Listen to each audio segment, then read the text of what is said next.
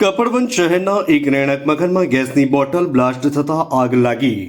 શહેરના મોટી વહરાવાડ વિસ્તારની મહમદી શેરીના રહેણાંક મકાનમાં આગ। ગેસની બોટલ બ્લાસ્ટ થતા ઘર ભડકે બળ્યું। ઘરમાંથી બે મહિલાઓને સહી સલામત રીતે બહાર કઢાઈ। આગમાં સંપૂર્ણ ઘર વખરી બળીને ખાક। કપડવંજ ફાયર બ્રિગેડ ઘટના સ્થળ પર પહોંચી આગ પર કાબુ મેળવ્યો। અલ્તાફ શેખ, કપડવંજ। અને મોટી વારંવાર હતી હાથીની શેરીમાં પણ એક મકાન અમારે પ્રકાશભાઈ કચ્છા પટેલનું આવેલું છે, જેના સવારે ગેસની બોટલ એક કોઈ કારણોસર આગ લાગી ને જેના જે મકાનમાં આગ લાગી તેની અંદર બે વ્યક્તિ હતા। બંને વ્યક્તિને જીવિત બહાર કાઢવામાં કોઈ નુકસાન થયું નથી। મકાન પૂરું બ્લાસ્ટ થયું જેથી એમનું ઘર વખરી પણ સંપૂર્ણ રીતે નષ્ટ પામી છે।